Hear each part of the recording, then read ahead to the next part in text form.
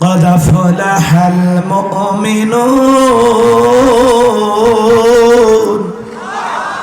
আরো জোরে বলেন আল্লাহু আকবার। বলেন তো বাজান, এই সূরাটি নাজিলের শানে নজুল আছে না নাই? যে কোনো আয়াত বা সূরার তাফসীর করতে হলে আগে নাজিলের প্রেক্ষাপট তুলে ধরতে হবে। যদি নাজিলের প্রেক্ষাপট তুলে ধরা হয়, শানে নজুল বলা হয়, ওই আলোচনাটা বুঝতে সহজ হবে। সুবহানাল্লাহ বলেন। শানে নজুল বললেই আলোচনাটা বুঝতে কি হবে? সহজ হবে। লম্বা বক্তৃতা লম্বা করার কোনো সুযোগ নাই। নবীজির প্রিয় সাহাবী হযরত ওমর ফারুক রাদিয়াল্লাহু তাআলা আনহু বলেন, আমি মৌমাছির বনবন আওয়াজ শুনলাম, ডানে তাকাই মৌমাছি নাই, বামে তাকাই মৌমাছি নাই। বিশ্বনবীর চেহারা মোবারকের দিকে তাকায় দেখি নবীজি ফিসফিস করে কি যেন তিলাওয়াত করতেছেন। হযরত ওমর ডেকে বলেন, আমার বোঝার বাকি হইল না, নবীজির উপরে কোরআনুল কারীম নাজিল হচ্ছে আর বিশ্বনবী কোরআনুল কারীম রিসিভ করতেছেন। বলুন সুবহানাল্লাহ। মৌমাছির বনবন আওয়াজ হলে কোরআনুল কারীম নাজিল হয়। আমার ভাইরা, লম্বা আলোচনা লম্বা করার কোনো সুযোগ নাই, সংক্ষিপ্ত করে যে কথা বলতে চাই। হযরত ওমর ফারুক ডেকে বলেন, বিশ্বনবীর কোরআনুল কারীম রিসিভ করা শেষ হয়ে গেল।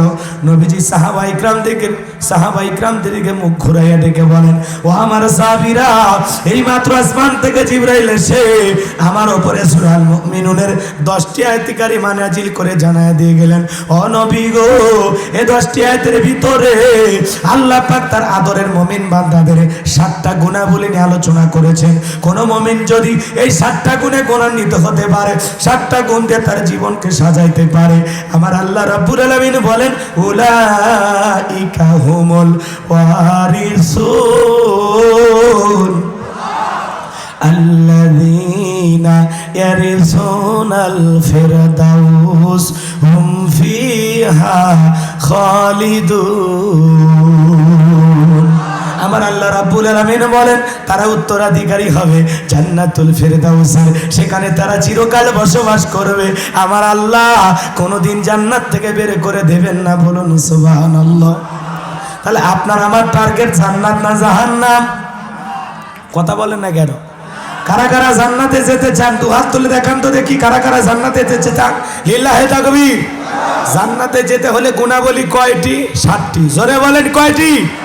এই 7টি গুণাবলী আমি সংক্ষিপ্ত করে বলার চেষ্টা করব। আল্লাহ বোঝার তৌফিক দান করে। জোরে বলেন আমিন।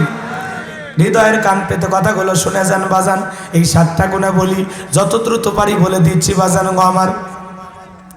নবীজি তখন সাহাবাই কিরামদের সামনে এই আয়াতে কারিমাগুলো শোনায় দিলেন। তাহলে আল্লাহ পাক তাদেরকে জান্নাতুল ফিরদাউসের উত্তরাধিকারী বানায় দিবেন, যারা এই 7টা গুণ দিয়ে তার জীবনকে সাজাইতে পারবে, 7টা গুণে গুণান্বিত হতে পারবে। বাবা মারা গেলে ওয়ারিস সূত্রে বাবার সম্পত্তির ভাগ যেমন সন্তান পায়, কোন মুমিন যদি এই 7টা গুণ অর্জন করে মারা যেতে পারে, আল্লাহ তাকে জান্নাতুল ফিরদাউসের উত্তরাধিকারী বানায় দেবেন। বলুন সুবহানাল্লাহ। বাবা মারা গেলে ওয়ারিস সূত্রে সন্তান বাবার সম্পত্তির কি পায়? ভাগ পায়। কোন মুমিন যদি 7টা গুণাবলী অর্জন করতে পারে, তার জন্য জান্নাতুল ফিরদাউসে জায়গা বরাদ্দ থাকবে। কোন সুবহানাল্লাহ। এইবার চলেন 7টা গুণাবলীর নাম্বার 1 আল্লাহ পাক প্রথমে জানাই দিলেন, কদ আফলাহাল মুমিনুন, অবশ্যই মুমিনেরা সফল। অলরেডি মুমিনেরা সফল হয়েছে। বলুন সুবহানাল্লাহ। আরে ভাই, ক্ষমতা থাকলে আল্লাহর কাছে সফল হওয়া যায় না, টাকা থাকলে আল্লাহর কাছে সফল হওয়া যায় না, পৃথিবীর সবাই চেনে জানে যশ খ্যাতি অর্জন করলে আল্লাহর কাছে সফল হওয়া যায় না। আল্লাহর কাছে সফল হয়েছে তারা, ঈমান এনেছে যারা। বলেন আল্লাহু আকবার। পৃথিবীর সবচেয়ে বড় নেতা, বড় ক্ষমতাধর নাম জো বাইডেন। কি নাম? জো বাইডেন পৃথিবীর সবচেয়ে বড় ক্ষমতাধর। তার ঈমান আছে। ওই ঈমানদার না বেঈমান? আপনাদের এলাকায় এই কালীগঞ্জ বাজারে একজন লোক কাঁচামালের দোকানদার, সবজি বিক্রি করে। আল্লাহর বান্দার ভিতরে ঈমান থাকার কারণে, এই ঈমান নামের দামি সম্পদ থাকার কারণে পৃথিবীর বড় নেতা জো বাইডেনের চেয়ে আল্লাহর কাছে তার দাম কম না বেশি? কথা বলেন, দাম কম না বেশি? কারণ ওই বেঈমানেরা মারা গেলে জাহান্নামে চলে যাবে, আর এই ঈমানদার যদি আল্লাহর বিধিবিধান মোতাবেক চলে, মরে গেলে জান্নাতে চলে যাবে। বলুন সুবহানাল্লাহ। রাস্তার একটা ভিক্ষুক ভিক্ষা করে, পৃথিবীর ওই পুতিন বলেন, কিংসম কাটিং মারা মাল বলেন, আর ভারতের দাদা বলেন, ওদের ঈমান নামের সম্পদ আছে? বলেন না কেন? এখন মরার আগে যদি আল্লাহ ইমান দেয় সেটা ভিন্ন কথা, কিন্তু বর্তমানে তারা তো ইমানদার না। ওই রাস্তার ভিক্ষুকের কলিজার ভিতরে ইমান নামের সম্পদ থাকার কারণে ওই ভিক্ষুকের দাম আল্লাহর কাছে আছে, কিন্তু এই বড় বড় লিডার নেতাদের দাম আল্লাহর কাছে নাই। কথা বলেন ঠিক কিনা? তার মানে কি আল্লাহর কাছে দামি তারা, ইমানদার বান্দা যারা, আল্লাহর কাছে দাম আছে তাদের, কলিজার মধ্যে ইমান নামের সম্পদ আছে যাদের। তার মানে কি আপনি আমি ইমানদার, আল্লাহর কাছে আমাদের দাম কম না বেশি? কম না বেশি? আরে ভাই, ক্ষমতা না থাক, টাকা না থাক, সম্পদ না থাক, আমার ভিতরে যে ইমান নামের সম্পদ আছে, পৃথিবীর সবচাইতে দামি মানুষ আমি আল্লাহর কাছে। কথা ঠিক কিনা? আপনার ভিতরে ইমান আছে, আল্লাহর কাছে আপনার দাম আছে। এই জন্য আমি সংক্ষিপ্ত করে বলবো, কদ আফলাহাল মুমিনুন, আল্লাহ বলেন অবশ্যই মুমিনেরা সফল হয়েছে। সফল হয়েছে তারা ঈমান এনেছে যারা। ঈমানদার ছাড়া আল্লাহর কাছে সফল হওয়ার কোনো তরিকা, কোনো রাস্তা আর খোলা নাই। দুনিয়াতে আপনি ক্ষমতার দিক দিয়ে সফল হবেন, টাকার দিক দিয়ে সফল হবেন, কিন্তু আল্লাহর আদালতে আপনি সফল হতে, আখিরাতে আপনি সফল হতে পারবেন না। তাহলে সফল হয়েছে তারা ঈমান এনেছে যারা। আমরা ঈমানদার তো, বাবা মুসলমান, দাদা মুসলমান, আমিও মুসলমান। আল্লাহ যে মুসলমানের ঘরে আপনাকে আমায় জন্ম দিয়েছেন, আমি যে মুসলমান, আমার সংবিধান আল কোরআন, আমার ধর্মের নাম ইসলাম, এর চাইতে বড় পাওয়া আপনার আমার জীবনে আর কিছু হতে পারে? শ্রেষ্ঠ নবী মুহাম্মদ রাসূলুল্লাহর উম্মত হতে পেরেছি, আখিরি নবীর আখিরি উম্মত, শ্রেষ্ঠ কিতাব পেয়েছি, শ্রেষ্ঠ ধর্ম পেয়েছি, মুসলমানের ঘরে জন্ম নিয়ে মুসলমান হয়েছি। তাহলে এর চাইতে আর কিছু লাগে নাকি? আর কিছু লাগবে? তাহলে চলেন, আল্লাহ বলেন কদ আফলাহাল মুমিনুন, অবশ্যই মুমিনেরা সফল হয়েছে। সফল হয়েছে তারা ঈমান এনেছে যারা। আল্লাহর কাছে দাম আছে তাদের, কলিজার মধ্যে ঈমান নামের সম্পদ আছে যাদের। বলেন সুবহানাল্লাহ। তাহলে আমি বলবো সফল হয়েছে তারা, আপনারা বলবেন ঈমান এনেছে যারা। আমি বলবো আল্লাহর কাছে দামি বান্দা কারা, আপনারা বলবেন ঈমানদার বান্দা যারা। এই কথাগুলো বলার পিছনে কারণ হলো আপনার ভিতরে যেন স্পিরিট তৈরি হয়, আপনি যে একজন মুমিন, আপনি যেন সামনে এগিয়ে যেতে পারেন। আল্লাহ কবুল করেন, জোরে বলেন আমিন। তাহলে বলেন সফল হয়েছে কারা? জোরে বলেন সফল হয়েছে কারা? ঈমান এনেছে যারা। আল্লাহর কাছে দামি বান্দা কারা? ঈমানদার বান্দা যারা। আল্লাহর কাছে দামি বান্দা কারা? তাহলে রাস্তার একটা ভিক্ষুকের দামও আল্লাহর কাছে আছে যদি ঈমান থাকে। হন না আপনি রিক্সা চালক, হন না আপনি অটো চালক, হন না আপনি গরিব মানুষ, হোক না আপনার চেহারা কালো, আপনার ভিতরে যদি ঈমান নামের সম্পদ আছে, বেলালের দাম বাইরে গেছে, আল্লাহর কাছে আপনার দামও বেড়ে যাবে। কথা বলেন ঠিক কিনা? চলুন বাজান গো আমার, সেই ঈমানদার বান্দাদের 7টা গুণাবলী আল্লাহ রাব্বুল আলামিন বলেন, আল্লাযীনা হুম ফি সালাতিহিম খাশিউন। ঈমান আনার পরে, ঈমানদার হওয়ার পরে, মুমিন হওয়ার পরে জীবনের সবচাইতে দামি ইবাদতের নাম সালাত। সুবহানাল্লাহ বলবেন না? সেই কথা আল্লাহ মুমিনদের 7টা গুণাবলী প্রথমে আল্লাহ সালাত দিয়ে শুরু করলেন, আল্লাযীনা হুম ফি সালাতিহিম খাশিউন, যারা নিজেদের সালাত বিনয়ের সহিত, নম্রতার সহিত, খুশু খুশু ভাব নিয়ে আল্লাহর ভয়ে আদায় করে। সুবহানাল্লাহ বলবেন না? শোনেন, সুর দিয়ে যদি টেনে টেনে ওয়াজ করি সময়টা লম্বা হবে, 5 মিনিটে 10 মিনিট লাগবে।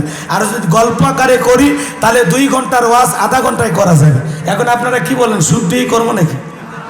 একটু গল্প আকারে হলেও মনে কিছু নেন না, আজকে একটু গল্প শুনে যান। কষ্ট হচ্ছে আপনাদের? বিরক্ত হচ্ছেন?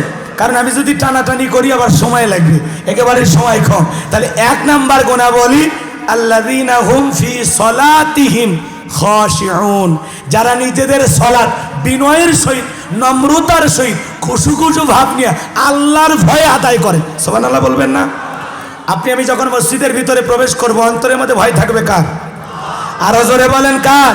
ইয়া আইয়ুহাল্লাযীনা আমানুত্তাকুল্লাহ, হে ঈমানদারগণ আমি আল্লাহকে ভয় করো, হাক্কা তুকাতিহি, ভয় করার মতো ভয় করা লাগবে। কথা বলেন না কেন? তাহলে আপনি আমি যখন মসজিদের ভিতরে ঢুকবো, মনের ভিতরে সুচিন্তা, দুচিন্তা, টেনশন মুক্ত হৃদয় নিয়ে আল্লাহর সামনে দাঁড়াইতে হবে। বিবির কথা ভাবলে হবে না, সন্তানের কথা ভাবলে হবে না, বাংলাদেশের কথা চিন্তা করলে হবে না। আপনি আমি যখন মসজিদের ভিতরে প্রবেশ করব, অন্তরের ভিতরে 1 নাম্বার ভয় থাকতে হবে কার? আল্লাহর ভয় নিয়ে মসজিদে প্রবেশ করা লাগবে। আপনি আমি এমনভাবে সালাত আদায় করার সময় ভয় করব, আপনি আমি যখন মসজিদের ভিতরে আল্লাহর হুকুম সালাত আদায় করার জন্য যাব, মনের মধ্যে এই কথাটা খেয়াল করব, আমি সালাত আদায় করতেছি আর আমার আল্লাহ আমাকে দেখতেছেন। সুবহানাল্লাহ। তাহলে আপনি আমি যখন সালাত আদায় করব মনে মনে এইটা ভাববো, আমি সালাত আদায় করতেছি, আমার আল্লাহ আমাকে দেখতেছেন। আল্লাহু আকবার বলেন। সালাতগুলো কিভাবে আদায় করা দরকার, বিশ্বনবী কিভাবে আদায় করেছেন। আম্মা জান আয়েশা রাদিয়াল্লাহু তাআলা আনহা বলেন, বিশ্বনবী এতটা লম্বা সময় নামাজের মধ্যে দাঁড়িয়ে থাকতেন, দাঁড়িয়ে থাকতে থাকতে বিশ্বনবীর পবিত্র পা মোবারক ফুলে উঠতো। বলেন সুবহানাল্লাহ। এতটা পা ফুলে উঠতো, বিশ্বনবী পায়ে স্যান্ডেল দেওয়ার মতো অবস্থায় ছিলেন না, এরকম পা ফুলে উঠতেন। অনেকটা সময় যখন অতিবাহিত হয়ে যেত তারপরে তিনি স্যান্ডেল পরতে পারতেন। তাহলে একটা মানুষ কতটা লম্বা সময় দাঁড়ায় থাকলে পা ফুলে ওঠে আপনি কল্পনা করতে পারেন? তাহলে বিশ্বনবী ঘন্টার পর ঘন্টা নামাজে দাঁড়িয়ে থাকতেন। বলুন সুবহানাল্লাহ। এরপরে আম্মা জান আয়েশা রাদিয়াল্লাহু তাআলা আনহা বলেন, নবীজি এতটা লম্বা সময় রুকু করতেন, সিজদা করতেন, মাঝে মাঝে মনে হয় নবীজি আর কোনোদিন রুকু থেকে সিজদা থেকে মাথা উঠাবেন না, এত লম্বা সময় সিজদা করতেন মুহাম্মদ রাসূলুল্লাহ সাল্লাল্লাহু আলাইহি সাল্লাম। এ ভাই, চাচা কি সমস্যা? 30-40 মিনিট মাহফিলে থাকতে পারবে না, খামাকা আসেন কে? দয়া করে একটু বসে। কোরআনের কথা বলতেছি নাকি তামাশা করতেছি? একটু বসেন। খেলা তো এখন না, খেলা রাত 9টা। একটু সময়টা দেন ভাই। লেখেন তাফসির হলো কোরআন মাহফিল, তখন তাফসির করতে গেলে মানুষ ওটা বসা করে। আর এখনই যদি কানে ধরে একটা কিচ্চার টান দেন যে পুকুরে ডুব দিয়েছে, উঠলে কি হবে, উনি অপেক্ষায় থাকে যে ওঠার পরে কি হয় একটু শুনি। তো পাগলামি করলে হবে না। তাফসিরুল কোরআন মাহফিল লেখেন কেন? বিরাট ইসলামী জালসা লিখবেন অথবা লিখবেন বিরাট ধর্মীয় সভা। আমরা একেবারে কিচ্ছা কাহিনী যা আছে, গল্প কি কম পারি নাকি? আপনাকে 6 মাস বসে গেলে গল্প শোনাবো, তো গল্প শেষ হবে না, এত গল্প মুখস্থ আছে। কিন্তু যখন পোস্টারে দেখি তাফসিরুল কোরআন মাহফিল, তখন একটা দায়িত্ব কাঁধে আসে যে সব জায়গায় আলতু ফালতু কথা বললে হবে না, বুঝে কথা বলা লাগবে। এতগুলো ক্যামেরা আছে, আমি যদি এখন একটা সকিনার মায়ের গান কই, এরা ভাইরাল করে দিই। বোঝেন নাই? বসেন বসেন চাচা, বিরক্ত হই না, কয়েকটা মিনিট থাকে। রাগ করতেছেন? খারাপ কিছু বলতেছি? তাহলে বিশ্বনবী কিভাবে সালাত আদায় করতেন সেরকম বিষয়টা আপনার আমার জানার দরকার আছে না নাই? রসুল যেভাবে সালাত আদায় করেছেন আপনাকে আমাকেও সেভাবে আদায় করা লাগবে। সাহাবায়ে ইকরাম যেভাবে সালাত আদায় করেছেন ঠিক সেইভাবে আপনাকে আমাকেও আদায় করতে হবে। যেমন তেমন নামাজ পড়ে জান্নাতে যাওয়া যাবে? একটু শোনেন। আম্মা জান আয়েশা রাদিয়াল্লাহু তাআলা বলেন, একদিন রাতের বেলা দিকে বিছানা ভিজে গেছে, আমি মনে করলে পানি পড়ে ভিজে গেছে, কিন্তু না, আমি তাকায় দেখি রাহমাতুল লিল আলামিন বিশ্বনবী এত কান্না সিজদায় গিয়ে করেছেন, এত কান্না কেঁদেছেন, নবীজি কান্না করতে করতে বিছানা পর্যন্ত ভিজে গেছে। সুবহানাল্লাহ। নবীজি যখন সিজদা থেকে মাথা উঠাইলেন, ডেকে বলেন, নবী গো, এত লম্বা সময় ধরে আপনি সিজদা দিয়া চোখের পানি ছেড়ে দিয়ে কাটলেন, আপনার দাড়ি মোবারক ভিজে গেছে, জুব্বা ভিজে গেছে, সিজদার জায়গাটা ভিজে গেছে, নবী গো এত কান্না আপনি কেন করলেন? বিশ্ব নবী দেখে বলে, আয়েশা আমি তো আমার জন্য কাঁদি নাই, আমি কেঁদেছি আমার গুনাহগার উম্মতের জন্য। আল্লাহর কাছে কেঁদে কেঁদে বলি, আল্লাহ আমার একটা গুনাহগার উম্মতকেও তুমি জাহান্নামে দিও না। নবী আপনাকে আমাকে জাহান্নামের আগুন থেকে বাঁচানোর জন্য আপনার আমার গুনাহ মাফ চেয়ে আল্লাহর কাছে কেঁদেছেন ঘন্টার পর ঘন্টা। সুবহানাল্লাহ বলবেন না? কেমন নবী পেয়েছি যে নবী উম্মতের মায়ায় 63 বছর কাটিয়ে দিয়েছেন। বলেন আল্লাহু আকবার। ডেকে বলে, আয়েশা আমি নিজের চোখে জাহান্নাম দেখেছি, আমার উম্মতের ওই জাহান্নামের আযাব, ওই জাহান্নামের শাস্তি সহ্য করতে পারবে না রে আয়েশা। এজন্য আল্লাহর কাছে গিয়ে বলতেছে, আল্লাহ আমার একটা গুনাহগার উম্মতকে তুমি জাহান্নামের আগুনে পোড়ায়ও না। ওই জাহান্নাম বড় কঠিন জায়গা, ইন্না জাহান্নামা কানাত মিরসাদা লিত্তাগিনা মাআবা লাবিসিনা ফিহা আহকাবা লা ইয়াযুকুনা ফিহা বারদান ওয়ালা শারাবা ইল্লা হামিমান ওয়া গাসসাকা। আল্লাহ পাক বলেন নিশ্চয়ই জাহান্নাম মদ পেতে রয়েছে আল্লাহর অবাধ্য নাফরমান গুনাহগার বান্দাদের ধরার জন্য ফুলসিরাতের কিনারায়। অপরাধী ধরার জন্য যেমন ফাঁদ পাতা হয়, শিকারী ধরার জন্য যেমন ফাঁদ পাতা হয়, ঠিক জাহান্নাম ফুলসিরাতের কিনারায় ওত পেতে রয়েছে আল্লাহর অবাধ্য নাফরমান বান্দাদের ধরার জন্য ফুলসিরাতের কিনারায়। এই জাহান্নাম হলো অপরাধীদের থাকার আবাসস্থল। এখানে তারা যুগের পর যুগ বসবাস করবে। কতকাল জাহান্নামের ভিতরে থাকবে এর সঠিক এলেম আর জ্ঞান আছে কার কাছে? আরো জোরে বলেন কার কাছে? এই জাহান্নামের আগুনে মানুষগুলো জ্বলতে জ্বলতে পুড়তে পুড়তে বাজান গো আমার দুনিয়ার আগুনের চাইতে জাহান্নামের আগুনের স্পিরিট 70 গুণ বেশি। ওই জাহান্নামের আগুনকে আল্লাহ পাক হাজার হাজার বছর জ্বালাইয়া জাহান্নামের আগুনের কালার হয়েছে অন্ধকার রাত্রির মতো কালো। ওই জাহান্নামের আগুনে জ্বলতে জ্বলতে মানুষগুলো ক্ষুধার্ত হয়ে আল্লাহকে বলবে আল্লাহ খাদ্য দাও, খাবার দাও, খাবার দাও। জাহান্নামের তলদেশে এক ধরনের ফলের চাষ হবে, ওই ফলের নাম হলো জাক্কুম, কাঁটাযুক্ত ফল। ওই জাহান্নামী বান্দাদেরকে তখন হাতে হাতে দেওয়া হবে, ফেরেশতারা হাতে হাতে ফল তুলে দিবে, খাও। এই কাঁটাযুক্ত ফল খাওয়া মাত্রই জাহান্নামীর গলার মাঝামাঝি আটকে যাবে। আল্লাহ তো এই জাহান্নামীকে ওই ফল দেয় নাই শান্তির জন্য বা তৃপ্তি মেটানোর জন্য বা ক্ষুধা মেটানোর জন্য, বরং জাহান্নামীর শাস্তিকে আরো বহুগুণ বাড়ানোর জন্য আল্লাহ ওই ফল খাইতে দিয়েছে। এ কথা কন না কে? বাংলাদেশের জেলখানার মতো জাহান্নাম যে 3 বেলা ভালো ভালো খাইতে দেবে, বিজয় দিবসে গরুর গোশত রান্না করে খাওয়াবে, কথা কন না কে আপনারা? এই বাংলাদেশের জেলখানার মতো না, এই দুনিয়ার জেলখানার মতো যদি জাহান্নাম হইতো তাহলে তো টেনশনই ছিল না, কথা কন না কে? আমি হুজুরে বলতাম গেলে সমস্যা নাই, কথা কয় না কে? কারণ এই দুনিয়ার জেলখানার মতো জাহান্নাম নয়। ওই জাহান্নামের 1 ইঞ্চি জায়গা ফাঁকা নাই যার মধ্যে আগুন নাই। আরে ভাই জাহান্নামের সর্বনিম্ন শাস্তি হলো 1 জোড়া পায়ে জাহান্নামের স্যান্ডেল শুধু পরায়া দেওয়া হবে। ওই পায়ে স্যান্ডেল থাকার কারণে জাহান্নামের পুরো দেহটা এমন ভাবে গরম হবে, এমন ভাবে গরম হবে, মাথার মগজটা টকবক করে গলে গলে নাক মুখ কান দিয়ে বের হয়ে যাবে। সরে বলেন নাউজুবিল্লাহ। এই জাহান্নামের ভয়ঙ্কর শাস্তি। ওই জাহান্নামে বান্দাদেরকে যখন জাক্কুম নামের কাঁটাযুক্ত ফল খাইতে দেওয়া হবে, ওই ফল খাওয়া মাত্রই তাদের গলার মাঝামাঝি আটকে যাবে, ভিতরেও যাবে না বাইরেও যাবে না। জাহান্নামীরা অনেক চেষ্টা করবে, যত গলা নাড়াচাড়া করবে তত কাঁটাগুলো ফুরবে আর যন্ত্রণাতে চিৎকার মারবে আর আল্লাহকে ডেকে বলবে আল্লাহ এ কেমন ফল খাওয়াইতে দিলে গো মালিক, আমার ভিতরে যায় না বাইরেও আসে না, এই যন্ত্রণা সহ্য হয় না, জীবন মৃত্যুর মাঝামাঝি জীবন হাই জীবনটা আটকে আছে। আল্লাহ আল্লাহ আমাদের বাঁচার উপায় কি? হঠাৎ করে জাহান্নামীদের ধ্যানে আসবে, খেয়ালি আসবে দুনিয়াতে গলায় কিছু আটকে গেলে পানি খাইলে ভালো হয়, তখন আল্লাহকে বলবে আল্লাহ পানি দাও, পানি দাও, পানি দাও। জাহান্নামীরা চিৎকার মেরে পানি পানি বলে আল্লাহর কাছে যখন চাইবে, আল্লাহ কেমন পানি দেবে জানেন? লা ইয়াযুকুনা ফিহা বারদান ওয়ালা শারাবা। তাদেরকে মিনারেল ওয়াটার দেওয়া হবে না, এমন কোন ঠান্ডা পানি জাহান্নামীকে পান করাতে দেওয়া হবে না যে পানিটা পান করে জাহান্নামী তার তৃষ্ণা নিবারণ করতে পারে। কেমন পানি দেবেন? ইল্লা হামিমান ওয়া গাসসাকা। এমন উত্তপ্ত ফুটান্ত গরম পানি দেওয়া হবে যা বুঝবে তো কিছুই নয়। ওই জঘন্য দুর্গন্ধযুক্ত উত্তপ্ত ফুটান্ত গরম পানি যখন জাহান্নামী পান করবে, ওই পানিটা পান করে মাত্রই জাহান্নামীর লারি ফুরিগুলো গলে গলে পড়ে যাবে। নাউজুবিল্লাহ বল।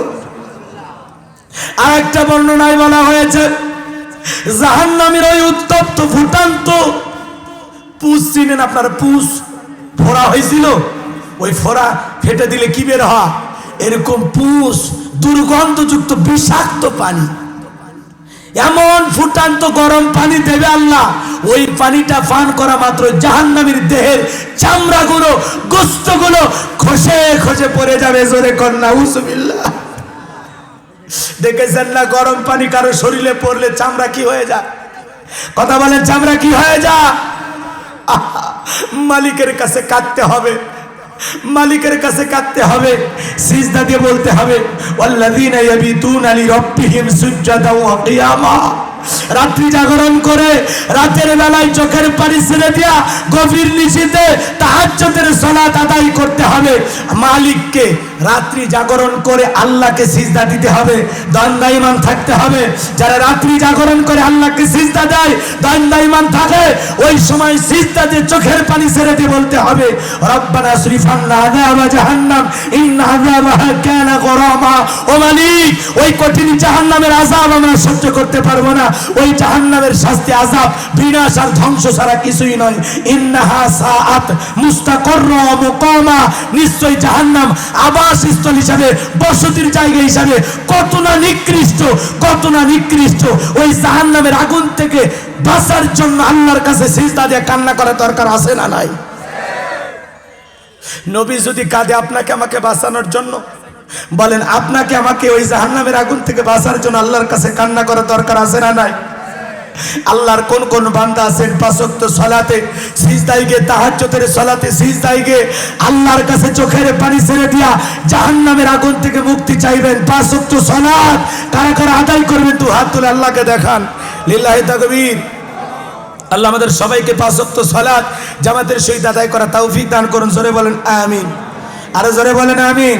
আমার ভাইয়েরা, বিশ্বনবী চোখের পানি ছেড়ে দিয়ে কাঁদতেন আপনাকে আমাকে বাঁচানোর জন্য। সাহাবায়ে কিরাম মরুভূমিতে সালাত আদায় করার জন্য দাঁড়িয়ে যেতেন। ওই মরুভূমির পাখিগুলো খেজুর গাছ মনে করে সাহাবীদের কাঁধের ওপরে বসতো, সাহাবীদের মাথার ওপরে বসতো। সাহাবীরা সালাতে এত মনোযোগ, এত মনোযোগ, পাখি পইরা আছে এরপরেও টের পায় না। সুবহানাল্লাহ বলেন। কাঁধে পাখি পইরা আছে, মাথায় পাখি পইরা আছে, আল্লাহর ধ্যানে এত ব্যস্ত, নামাজের ভিতরে মনোযোগটা এত গভীর যে পাখি পইরা আছে তারপরেও টের পায় না। সুবহানাল্লাহ বলবেন না? আর আপনি আমি একটা মশা পড়লে এই হাতে আগে মশা মারে তারপরে নামাজ পড়ে, কথা কর না কেন? পায়ে যদি মশা পড়ে এক ঠ্যাং আর এক ঠ্যাঙের উপর তুলে দেখায় খাবু খা, এ কথা কর না কে? কথা কর না কে? মিথ্যা কথা বলতেছি? আমাদের নামাজ হলো এরকম। হযরতে তালহা রাদিয়াল্লাহু তাআলা সালাত আদায় করতেছেন, কলিজার টুকরা সন্তানকে বিষাক্ত সাপ জঙ্গল থেকে এসে পেঁচিয়ে ধরেছেন। স্ত্রী মানুষজনকে ডাকলেন, সন্তানকে বিপদ মুক্ত করলেন। হযরতে তালহা রাদিয়াল্লাহু তাআলা সালাত আদায় করে জিজ্ঞাসা করে, বিবিরে এত লোকজন বাড়ির ভিতরে কেন, কি হয়েছে ঘটনা আমাকে বলো। ডেকে বলে, স্বামী গো, আপনি যখন সালাত আদায় করতেছেন আপনার চোখের সামনে সন্তানটা খেলাধুলা করতেছে, জঙ্গল থেকে সাপ এসে পেঁচিয়ে ধরেছে, আমি মানুষজনকে ডেকে সন্তানকে বিপদ মুক্ত করলাম, এত ঘটনা আপনার চোখের সামনে ঘটে গেল, ও স্বামী আপনি কি একটু টের পান নাই? হযরতে তালহা রাদিয়াল্লাহু তাআলা স্ত্রীর প্রশ্নের উত্তরে জবাব দিয়ে বলে, ও বিবি রে, সালাতের মধ্যে, নামাজের মধ্যে মন যদি এদিক সেদিক চলে যায় তাহলে নামাজ তো আর নামাজ থাকে না। বলুন না সুবহানাল্লাহ। তাহলে কত গভীর মনোযোগ দিয়ে তারা সালাত আদায় করতেন। আর আপনি আমি সালাত আদায় করি, চোখের সামনে মসজিদের ফ্যান কয়টা গনা শুরু করি, এ চাচা এ নামাজের নিয়ত ছেড়ে দি, এ চাচা এ পরে নামাজ পড়, খবরদার নামাজ পড়ে বস, আগে নামাজের নিয়ত ছেড়ে দি, আগে ফ্যান গন, ফ্যান মসজিদে কয়টা আছে গন গন, তারপরে নামাজ ধর। কথা কন না কেন? কেন মরার পরে ফেরেশতারা কি জিজ্ঞাসা করবে তুমি কোন মসজিদে নামাজ আদায় করেছিলে, সেই মসজিদের ফ্যান কয়টি ছিল? বলবে এ চাচা তাহলে নামাজ পড়তে পড়তে ফ্যানের দিকে কেন তাকাইলি, এই কেন তাকাইলি, কোন তাকায় না, তাকায় না। নামাজও পরে ফ্যান দেখেন কোন দেয়ালে কি লেখা আছে, মোবাইল বন্ধ করুন, সামনের কাতার পূরণ করুন। কেন ফেরেশতারা কবরে যা প্রশ্ন করবে তোর মসজিদের দেয়ালে কি লেখা ছিল, এ হাইব্রিড চাচা তোর নজর এত খারাপ কে? এর কথা কর না কে? হ্যাঁ নামাজ পড়ে কারা কারা মানে কি, আমি তো নিজের চোখে দেখছি। একজন চাচা নামাজ পড়তেছে, অজুখানায় ট্যাপ ছেড়ে দিছে, এই সাউন্ড হচ্ছে কে? চাচা পেছন দিক তাকায় দেখো, ও উত্তরপাড়া আব্দুল খালিক ভাই আসছে। এ কথা কর না খেয়া? এরকম আছে না নাই? নামাজ পড়তে এদিক ওদিক তাকাইলে নামাজ হবে? জোরে বলেন হবে? আল্লাহ পাক কি বলতেছেন, আল্লাযীনা হুম ফি সলাতিহিম খাশিউন, যারা বিনয়ের সহিত, নম্রতার সহিত, খুশু খুশু ভাব নিয়ে সালাত আদায় করে। আরে ভাই মনে করে দুনিয়ার সরকার, রাষ্ট্রপ্রধান আপনাকে দাওয়াত দিয়েছে, প্রধানমন্ত্রী যদি আপনাকে দাওয়াত দেয় তার সামনে যা কি করবেন? মোবাইল টিপি করবেন? এ কথা কন নাকি আপনারা? ঘুমাইছেন? রাষ্ট্রপ্রধান দাওয়াত দিলে, রাজা বাদশাহ দাওয়াত দিলে তার সামনে যা মোবাইল টিপবেন? দাড়ি চুলকাবেন? লুঙ্গি ঠিক করবেন? কি করবেন? এমন ভদ্রতা দিয়ে দাঁড়াবেন যাতে ওই রাষ্ট্রপ্রধানের সামনে আপনার কোনো ধরনের বেয়াদবি ধরা না পড়ে। আপনি জি জি জি জি মাথাটা নত করে ভদ্রতার সহিত দাঁড়াবেন, কথা বলেন ঠিক কিনা? আরে দুনিয়ার রাজা বাদশাহ সরকার রাষ্ট্রপ্রধান তার সামনে যতটা বিনয়ের সহিত ভদ্রতা নিয়ে দাঁড়াবেন, তার চাইতে কোটি কোটি গুণ বেশি ভদ্রতার সহিত, বেশি নম্রতার সহিত আল্লাহর সামনে আল্লাহর ঘরে গিয়ে দাঁড়াতে হবে। আপনি আল্লাহর ঘরে গেছেন, আল্লাহর মেহমান হয়েছেন, আল্লাহর হুকুম, আল্লাহকে রাজি খুশি করার জন্য সালাত আদায় করতেছেন। আপনি সালাত আদায় করতেছেন, সালাত আদায় করতে করতে দাড়ি চুলকান, আপনি সালাত আদায় করতে করতে মোবাইল রিসিভ করে বলেন নাই নামাজে আসি, বুঝেন না? কথা কন না খেয়ে তো এইভাবে সালাত হবে। আবার কেউ সালাত আদায় করে লুঙ্গি ঠিক করে, টুপি ঠিক করে, আগে নামাজ বাদ দেন, আগে লুঙ্গি ঠিক করেন। তোর লুঙ্গি এত খোলে কে? এ চাচা একটা রশি লাগাস রে, এ কথা কন না কে? কোমরত একটা রশি বান্ধিস, তাও যেন তোর লুঙ্গি না খোলে। রাগ করতেছে? কথা বললে তো বেশি হয়ে যায়। গাইবান্ধার ভাষায় দুই একটা কথা বলি, আবার যেন মাইন্ড করেন না। রাগ করতেছেন নাকি ভাই? নামাজের মধ্যে এদিক ওদিক তাকাইলে হবে? চুলকে চুলকি করলে হবে? বিনয়ের সহিত, নম্রতার সহিত, এমন আদব আর ভদ্রতা নিয়ে দাঁড়াইতে হবে। মনে মনে ভাবতে হবে এই আসরের নামাজ আমার জীবনের শেষ নামাজ, শেষ নামাজ। আমি মাগরিব পর্যন্ত আল্লাহর জমিনে হায়াত নাও পেতে পারি, এইটা খেয়াল করে প্রত্যেকটা উক্তি যদি সালাত আদায় করতাম, আমাদের নামাজগুলো আল্লাহর দরবারে কবুল হয়ে যেত। কথা বলেন ঠিক কিনা? আজকে নামাজ পড়ে গুনাহ ছাড়ে না, নামাজ পড়ে সুদ ছাড়ে না, নামাজ পড়ে ঘুষ ছাড়ে না। তার মানে কি এই নামাজগুলো আল্লাহর দরবারে কবুল হচ্ছে না? 2 মিনিটে 2 রাকাত, 4 মিনিটে 4 রাকাত, মনে হয় 4G 5G গতির নামাজ। আরে পাগলা, এত স্পিরিটে নামাজ পড়লে তোর নামাজ হবে? হ্যাঁ, মেসির খেলার মতো, তাই না? দৌড়াইতেছে নামাজ। আচ্ছা এদিক খেয়াল করেন, নামাজ আদায় করতেছে, মনে করেন জোহরের 4 রাকাত সুন্নত, ইমাম আর মুসল্লি একসাথে নিয়ত বেঁধেছে, ইমামের 2 রাকাত হওয়ার আগে মুসল্লির 4 রাকাত পড়া শেষ। হুজুর জিজ্ঞাসা করছে, চাচা এত তাড়াতাড়ি আপনার হলো, আমার 2 রাকাত হয় না, আপনার 4 রাকাত? আপনাদের চর্চা কম। হুজুরেরই বলে চর্চা কম। চাচা কি কায়দায় সূরা ফাতিহা পড়ে? মানে কি কায়দায় সূরা ফাতিহা পড়ছে ফেরেশতারাও বোঝেনি। কথা কন না কে? এরকম 4G 5G গতির তামাশার নামাজ আল্লাহ দরবারে কবুল হবে? কয় তারাবি মানে তাড়াতাড়ি, মার ওর কপালত বাড়ি, পাক্কা হারামি। তারাবি মানে কি? ধীরস্থির সহিত। আমি মক্কা মদিনায় তারাবি বললাম, আহারে কলিজাটা শীতল হয়ে যায়। ইমাম সাহেবের তিলাওয়াত শুনে কলিজায় জুড়ে যায়। 1 ঘন্টা 45 মিনিট লাগে তারাবি পড়তে।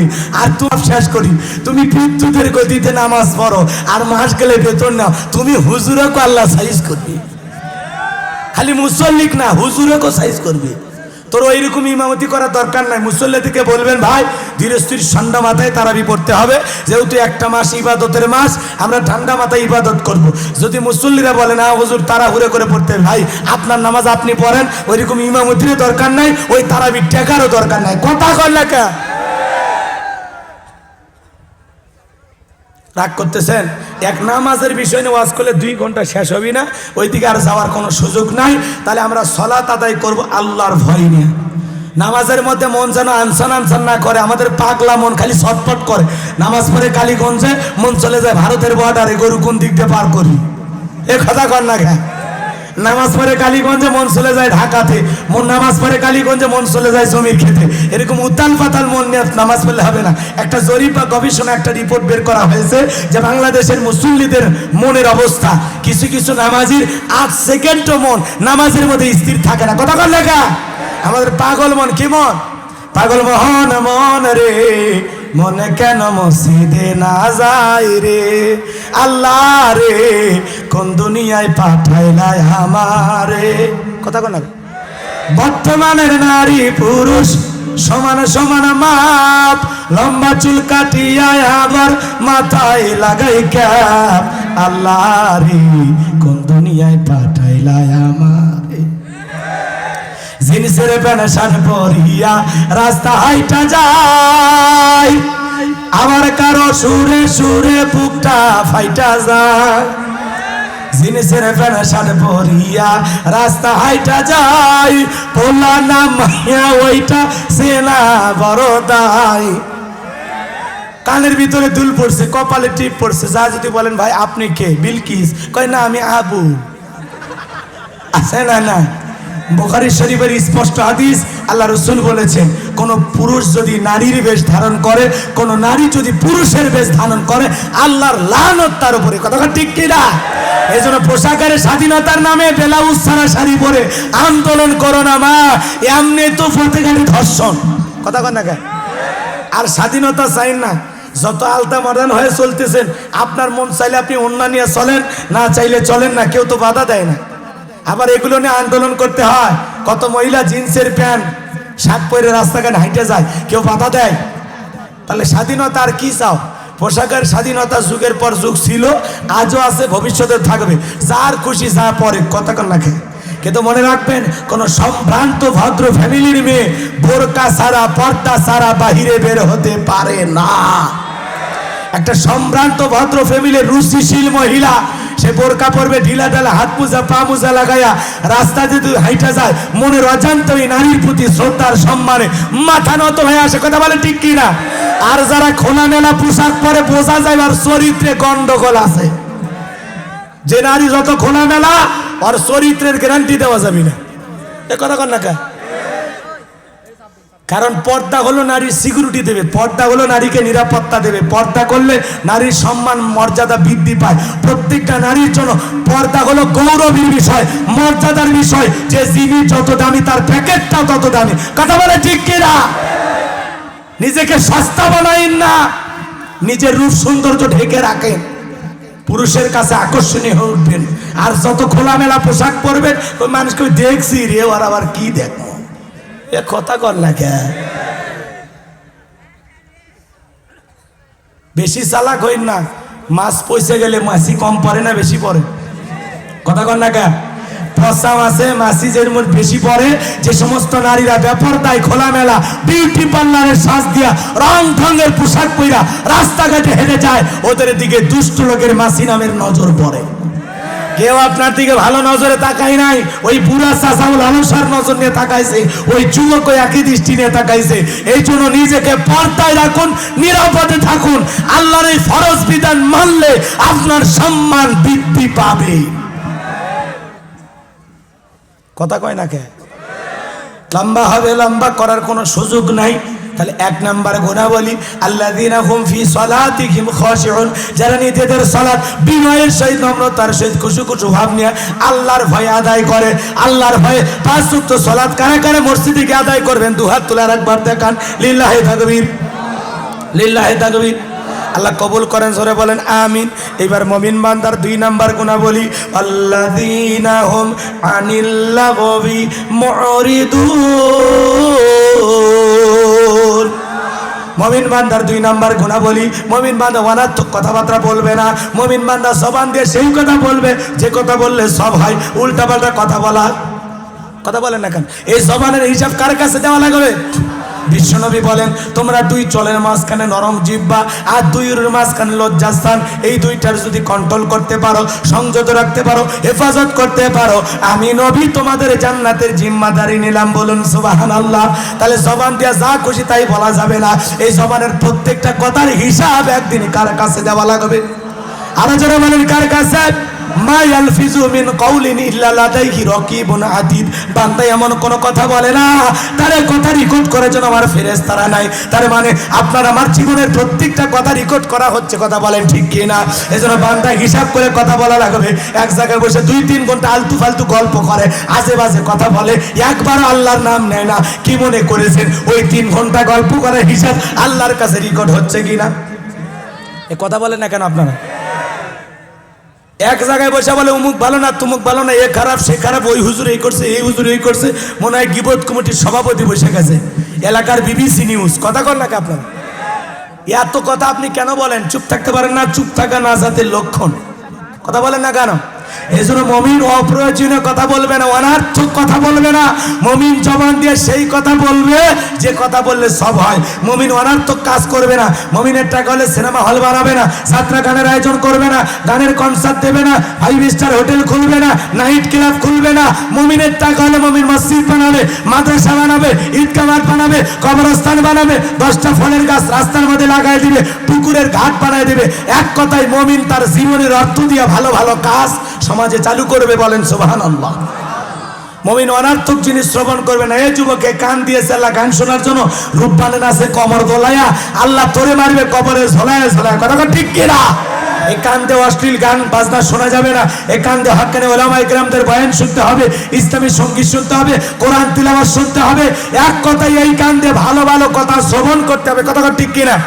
সিরাজগঞ্জের এক যুবক রেল লাইন পার হচ্ছে, কানের ভিতর ইয়ারফোন লাগে, ট্রেন এসে ধাক্কা মেরে 3 টুকরে করে থুয়ে গেছে। এরপরে কানের ভিতর ইয়ারফোন ছিল, এখন মরিয়া শোন, কবরে ফেরেশতারা তোর জায়গা মতো বাজনা বাজায় দিবে। কথা ঠিক কিনা? এই জন্য যুবক, তোমার গান শুনতে শুনতে যদি মৃত্যু হয়, অবস্থাটা ভালো না খারাপ? এই জন্য যুবক আর এগুলো করা যাবে না। কিছু কিছু যুবক বখাটে, নাকে তার, মাজায় তার, গেঞ্জিতে তার, সাথে তার, দেখে বোঝা যায় না মানুষটা বিদ্যুতের খুঁটি। এরকম হাইব্রিড পাগলা টাইপের যুবক আছে না? নাই। আল্লাহ যুবকদেরকে হেদায়েত দান করে, সরে বলেন আমিন। খালি পাগলা টাইপের যুবক নাই, চুলের কাটিং দেওয়া যুবক আছে, মেসি কাটিং, নেইমার কাটিং, উল্টা পাল্টা কাটিং। যুবক বয়সে ভেড়া কালার চুল। কি কালার? ভেড়ার পশম চেনেন না? ভেড়ার পশম যাও আর চুলের কালারও তাই। ওই বলে যুবক, তা বলে স্টাইল আলা যুবক। এটা কোনোদিন পাগল ছাগল ছাড়া আর কোনো যুবক এই কালার চুল করবে না। কথাটা ঠিক কিনা?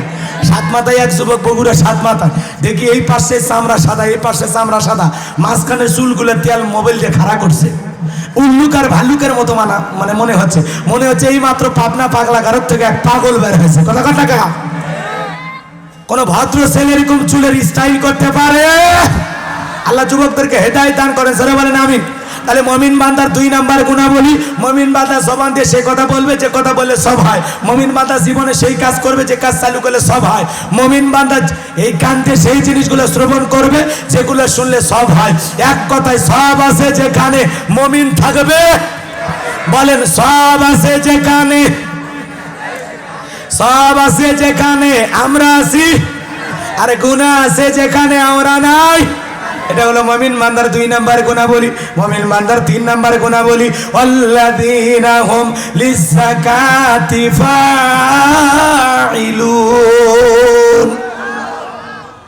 মুমিন বান্দার 3 নাম্বার গুণাবলী, আল্লাহ যদি মুমিন বান্দাকে নিসাব পরিমাণে ধন সম্পদের মালিক বানায়া দেয়, মুমিন বান্দা সক্রিয়ভাবে হিসাব করে করে কয় লক্ষ টাকায় কয় হাজার টাকা যাকাত হবে, কয় কোটি টাকায় কয় লক্ষ টাকা যাকাত হবে, মুমিন বান্দা হিসাব করে করে সক্রিয়ভাবে যাকাত দেবে কার রাস্তায়? এ কথা বলেন না কেন? আল্লাহ যদি আপনাকে ধনী বানায়, সম্পদওয়ালা বানায়, বছরে যাকাত দেওয়া একবার নফল না ফরজ? জোরে বলে নফল না ফরজ? নামাজ যেমন ফরজ, বড় লোক ধনীর জন্য যাকাত দেওয়া তেমনি ফরজ। কথা বলেন ঠিক কিনা? আল্লাহ যদি আপনাকে সম্পদ দেয়, প্রতি বছর হিসাব করে করে ওই সম্পদের উপরে কত টাকা যাকাত আসবে হিসাব করে যাকাত দেওয়া দরকার আছে না নাই? ভালো করে বোঝার চেষ্টা করেন। এই যুবক, কষ্ট হচ্ছে আপনাদের, বিরক্ত হইতেছেন, বুঝতে পারছি, সময় একেবারে নিকটবর্তী, দিক খেয়াল করেন। সংক্ষিপ্ত কথা বলতেছি। যাকাত আসছে দারিদ্রতা বিমোচন করার জন্য, যাকাত আসছে অভাবমুক্ত সমাজ রাষ্ট্র দেশ গড়ার জন্য, যাকাত আসছে এ সমাজের বঞ্চিত অবহেলিত দরিদ্র মানুষের মুখে হাসি ফুটানোর জন্য। কথা বলে ঠিক কি না? যাকাত ভিত্তিক অর্থনীতি চালু করতে হবে। আমাদের অর্থনীতি সুদ ভিত্তিক না জাকাত ভিত্তিক? এই সুদ ভিত্তিক অর্থনীতি দিয়া এ সমাজ পরিবর্তন করা সম্ভব নয়। এই সুদ ভিত্তিক অর্থনীতি দিয়া এ সমাজের বঞ্চিত অধিকার, বঞ্চিত অবহেলিত পথে পড়ে থাকা মানুষের অধিকার প্রতিষ্ঠিত করা সম্ভব নয়। যাকাতের মাধ্যমে এ সমাজকে দারিদ্র মুক্ত করা সম্ভব। কথা বলে ঠিক কিনা? আমাদেরকে দুর্ভিক্ষের কথা বলা যায়, এদিক খেয়াল করেন। দুর্ভিক্ষের মোকাবেলা করতে পারবেন তখন একটা যাকাত মন্ত্রণালয় চালু করেন। আর এদেশের বড় বড় ইসলামিক স্কলারদের মাধ্যমে, বড় বড় আলেমদের মাধ্যমে এই যাকাত মন্ত্রণালয় চালু করতে হবে। এদেশের ধনীদের তালিকা করে করে তাদের কাছ থেকে যাকাত কালেকশন করে, গরিবদের তালিকা করে আবার তাদের মাধ্যমে গরিবদের কাছে যাকাতের অর্থ বন্টন করতে হবে। কেবলমাত্র এর মাধ্যমে সমাজকে দারিদ্র মুক্ত করা সম্ভব। কথা বলে ঠিক কিনা? এছাড়া খালি স্লোগান, আমাদের স্বপ্ন দারিদ্র মুক্ত বাংলাদেশ, তোমার স্বপ্ন তোমার কাছেই থাকবে, ও স্বপ্ন আর পূরণ হবে না। স্বপ্ন পূরণ করতে হলে আল্লাহর দেখানো পথে চলতে হবে, কোরআন সুন্নাহর ফর্মুলা অনুযায়ী আমল করতে হবে। এদেশে জরিপ করে দেখা গেছে 10 বছর যদি জাকাতের টাকা ধনীদের কাছ থেকে কালেকশন করা হয় আর গরিবদের মাঝে সঠিক পদ্ধতিতে ওই গুমসুর চেয়ারম্যানকে দিলে হবে না, ওই ওই ওই যে জনগণের রাস্তা ব্রিজের টাকা বাইরে খাচ্ছে এরকম নেতার মাধ্যমে দিলে হবে না। বিকাশের 2500 টাকার জন্য নেতা নিজের বইয়ের নাম গরিবের তালিকায় লেখে, ওই নেতাদের মাধ্যমে দিলে হবে না। সৎ আল্লাহওয়ালা তাকওয়াবান খোদাবিধি নেককার ব্যক্তিদের মাধ্যমে এই অর্থগুলো বন্টন করতে হবে। যারা এই টাকার উপর লোভ করবে এমন নেতাকে দিয়ে বন্টন করা যাবে? কথা কয় না কে? রাগ করেছেন মনে হয়? 10 বছর জাকাত কালেকশন করে 10 বছর যদি সঠিক ব্যক্তিদের হাতে জাকাতের অর্থ তুলে দেওয়া হয়, 10 বছর পরে বাংলাদেশে জাকাতের অর্থ নেওয়ার জন্য কোনো গরিব খুঁজে পাওয়া যাবে না। বলেন না সুবহানাল্লাহ। স্বাধীনতার 50 বছর কেটে গেল, যারা জাকাত দিচ্ছে দিয়েই যাচ্ছে, যারা নিচ্ছে নিয়েই যাচ্ছে, মানুষের ভাগ্যের কোনো পরিবর্তন হচ্ছে না। কারণ আমরা জাকাত মানেই পাইছি শাড়ি লুঙ্গি। এ কথা কন না কে? নিজের পরনে পরে থাকে 500 টাকা 1000 টাকা দামের লুঙ্গি, আর গরিবকে যখন দেয় 200 টাকার লিটন লুঙ্গি, পরে থাকলে আর জান্নাত জাহান্নাম সব বোঝা যায়। এ কথা কোন ঠিক কিনা? গরিবের মহিলাকে দেয় 300 টাকা দামের শাড়ি, ধুয়ে দিলে শাড়ি না মশারি খুঁজে পাওয়া যায় না, আর ওর বউরে পরায় 2000-5000 টাকা দামের শাড়ি। এই নেতা, ওই শাড়ি তোর বউরে পরাস, ওই শাড়ি তোর মেয়েরে পরায়ও। কথা ঠিক কিনা? এই জন্য যদি কাপড় দিতে হয় 5000 না 500 দেন, মান সম্পূর্ণ রুচিশীল কাপড় দেন। এ কথা কন নাকি আপনারা? এই জন্য যাকাত এমন ভাবে দিতে হবে। হযরত ওমর ফারুক রাদিয়াল্লাহু তাআলা বলেন, তোমরা যাকাতের অর্থ এমন ভাবে দাও যাতে ওই ব্যক্তি যাকাতের জন্য পরবর্তী বছরে কারো দুয়ারে লাইন না দেওয়া লাগে। কথা বল ঠিক কি না? এই ছেলেটা বেকার বসে আছে, যাকাতের 1-1.5 লাখ টাকা দিয়ে ওরে একটা কালীগঞ্জ বাজারে চায়ের দোকান দিয়ে দেন, ছোটখাটো একটা ব্যবসা প্রতিষ্ঠান ধরাইয়া দেন, দেখবেন 10 বছর ব্যবসা করে ও নিজে যাকাত দিতে পারবে। কথা ঠিক কি না? এই ছেলেটা বেকার বসে আছে, ওরা একটা অটো ভ্যান রিক্সা কিনে দেন, ভাগ্যের চাকা ওই অটো রিক্সা চালায় ঘুরাক। একটা মহিলা আসছে, কি লাভ শাড়ি দিয়া সেলাই মেশিন কিনে দেন, 3টা ছাগলের বাচ্চা কিনে দেন, 2টা গাভী গরু কিনে দেন, এগুলো লালন পালন করে তার ভাগ্যের উন্নতি করবে। কথা বলেন ঠিক কি না? এজন্য যাকাত এইভাবে দিতে হবে। বড় লোকের যাকাত দেওয়া ফরজ, গরিবের যাকাত খাওয়া ফরজ নয়। আমি যে গরিবের হাতে যাকাতের টাকা দিলাম, এজন্য গরিবকে আমি দয়া বা করুণা করলাম না। আমার যাকাত দেওয়া ফরজ, গরিবের যাকাত খাওয়া ফরজ নয়। আমি ধনীর যাকাতের টাকা এই গরিব ব্যক্তি গ্রহণ করে আমাকে ফরজ ইবাদত পালনের সুযোগ সৃষ্টি করে দিয়ে এই গরিব আমাকে দয়া করেছে। সুবহানাল্লাহ বলবেন না? কারণ যাকাত আপনার সম্পদকে পবিত্র করে। যাকাত হলো মালের ময়লা। যাকাত দেবেন, আপনার সম্পদকে আল্লাহ বহুগুণে বৃদ্ধি করে দিবে। আর যাকাত দেবে না, যাকাত না দিয়ে কৃপণতা করে কারুনের মতো সম্পদ জমা রাখবেন, ওই কারুনের সাথে হাসর নাসর হবে। আর আপনার এই দুনিয়ার জমানো সম্পদ আপনার জাহান্নামের শাস্তির কারণ হবে। কথা বলে ঠিক কি না? সময় সংক্ষিপ্ত, এই জন্য ওই কথাগুলো আমি বলতে পারলাম না। আল্লাহ আমাদের সবাইকে যাকাত দেওয়ার মতো অর্থ দান করুন। জোরে বলেন আমিন। এরপরে মুমিন বান্দার 4 নাম্বার গুণাবলী, আল্লাযীনা হুম লিফুরুজিহিম হাফিজুন। 4 নাম্বার গুণাবলী নিজের যৌবনকে সংযত রাখা। এ যুবক, যৌবন হেলায় খেলায় নষ্ট করলে হবে না। এই যৌবনকালের হিসাব একদিন আল্লাহর কাছে দেওয়া লাগবে। কথা বলে ঠিক কিনা? এই জন্য মুমিন বান্দার 4 নাম্বার গুণাবলী নিজের যৌবনকে সংযত রাখা, নিজের যৌবনকে হেফাজত করা। মুমিনের যৌবন হোটেলে বিক্রি হয় না, মুমিনের যৌবন পার্কে বিক্রি হয় না, মুমিনের যৌবন হালাল স্ত্রীর কাছে খরচ হবে। কথা বলে ঠিক কিনা? এজন্য সলাই কলাই প্রেম ভালোবাসা করে অবৈধ সম্পর্ক মুমিন করতে পারে। মুমিনের যৌবন হালাল স্ত্রীর কাছে খরচ হবে, কারণ এই যৌবনকালের হিসাবে একদিন আল্লাহর কাছে দেওয়া লাগবে। এই রঙের যৌবন একদিন চং ধরবে, কাঁচা দাড়ি একদিন সাদা হয়ে যাবে, এই টাইট চামড়া একদিন ঢিল হয়ে যাবে। আল্লাহর কাছে একদিন প্রত্যেকটা বিষয়ে হিসাব দেওয়া লাগবে। এই জন্য যৌবনকালে গুনাহ করা যাবে। হযরত আলী রাদিয়াল্লাহু তাআলা বলেন, তোমরা যৌবনের তাড়নায় গুনাহ করো, একদিন তোমাদের যৌবন থাকবে না, আমল নামায় ঠিকই গুনাহ লেখা থাকবে। কথা বলে ঠিক কি না? এইজন্য আমরা যৌবনকালে আল্লাহকে ভয় করে আমরা আল্লাহর ইবাদত করব। আমরা যৌবনকালে গুনাহ করতে ভালোবাসি। আর যুবক, এই যৌবনকালের ইবাদত আমার আল্লাহ পছন্দ করে। বলেন সুবহানাল্লাহ। এইজন্য আমরা যৌবনকালের প্রত্যেকটা সময় আল্লাহর ইবাদতে কাটাই দেব। আল্লাহ তৌফিক দান করুন। জোরে বলেন আমিন। 5 নাম্বার আর 6 নাম্বার গুণাবলী ওয়াল্লাযীনা হুম লিআমানাতিহিম ওয়া আহদিহিম রাউন। 5 নাম্বার গুণাবলী আমানত রক্ষা করা। এই জীবনটা আমানত, ছেলে মেয়ে আমানত, আমাদেরকে আল্লাহ পাক আমানত রক্ষা করা তৌফিক দান করুন। 6 নাম্বার ওয়াদা প্রতিশ্রুতি রক্ষা করা। মুমিন বান্দা মুখে যা বলবে অন্তরে তা বিশ্বাস করবে, কাজে তা বাস্তবায়ন করবে। মুমিন কোনোদিন ওয়াদা প্রতিশ্রুতি ভঙ্গ করতে পারে?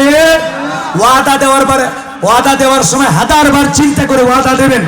এই 6 নাম্বার গুণাবলী ওয়াদা প্রতিশ্রুতি রক্ষা করা। 7 নাম্বার ওয়াল্লাযীনা হুম আলা সালাওয়াতিহিম ইউহাফিজুন। যারা নিজেদের সালাতের প্রতি যত্নবান। যেমন তেমন করে নামাজ পড়লে হবে না, নামাজকে যত্ন সহকারে আদায় করতে হবে। যে ব্যক্তি আসর করে মাগরিব পর্যন্ত মসজিদে মনটা টাঙানো থাকে, একটা পরিবারে 4 জন সদস্য, 4 জনই নামাজ পড়ে, ছেলে মেয়ে স্ত্রী সবাইকে নামাজি বানানো দরকার আছে না নয়?